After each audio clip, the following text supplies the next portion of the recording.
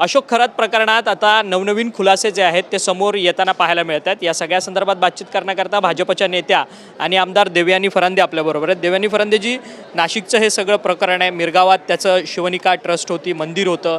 अशोक खरातचे अनेक लैंगिक छळाचे कारनामे समोर येताना दिवसेंदिवस पाहायला मिळतात। काल सरकारी वकिलांनी या सगळ्या संदर्भात कोर्टात दावा केला आहे की खरं तर नरबळीचा प्रकार जो आहे तो या सगळ्या घटनेमध्ये झाला असावा, अशा पद्धतीचा एक संशय जो आहे, दावा जो आहे तो सरकारी वकिलांकडे या सगळ्या मध्ये व्यक्त करण्यात। माननीय मुख्यमंत्र्यांनी काल विधानसभेमध्ये ह्या विषयाच्या बाबतीमध्ये सविस्तर निवेदन केलेलं आहे।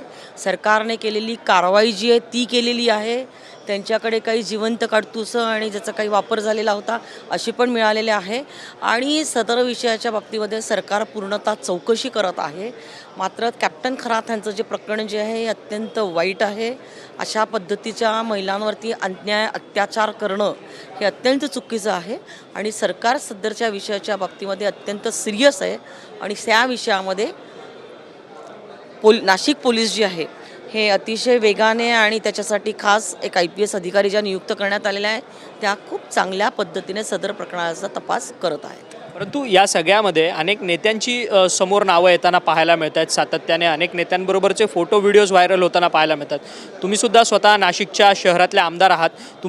तुम्हाला कधी भोंदूबाबांकडनं या सगळ्या संपर्क साधण्यात आला होता का? कारण की अनेक नेत्यांना त्याने संपर्क साधलेला होता यापूर्वी। नाही, राजकीय लोकांच्या संपर्काचा ह्या विषयाशी काही संबंध नाही। कारण भोंदूबाबा जर अशा पद्धतीने लैंगिक अत्याचार करत असेल आणि ते प्रकरण आत्ता उघडकीस आलेलं आहे, त्यामुळे राजकीय आरोप आणि ह्या सगळ्या विषयांना मला असं वाटतं की काही अर्थ नाही, त्याला बळकटी पण देऊ नये।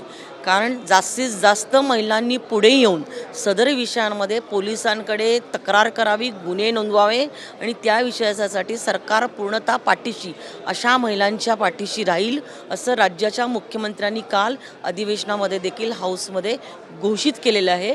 आणि आपल्या माध्यमातून देखील माझी देखील सगळ्या महिलांना विनंती राहील की जर आपण पीडित असाल तर पुढे या।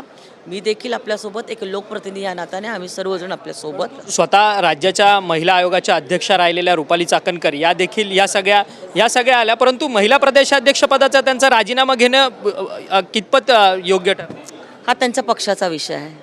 खरं तर आपण पाहिलं तर हा त्यांच्या पक्षाचा विषय म्हणून देवयानी फरांदे म्हणतात आहेत। खरं तर ह्याचा सगळा राजकीय अर्थ लावणं हे देखील योग्य नाही, अशा पद्धतीचं मत भाजपच्या आमदार देवयानी फरांदे यांनी आपल्याशी बोलताना व्यक्त केलं। व्हिडिओ जर्नलिस्ट हरीश नेगीसह अक्षय मंकणी, TV9 मराठी, मुंबई।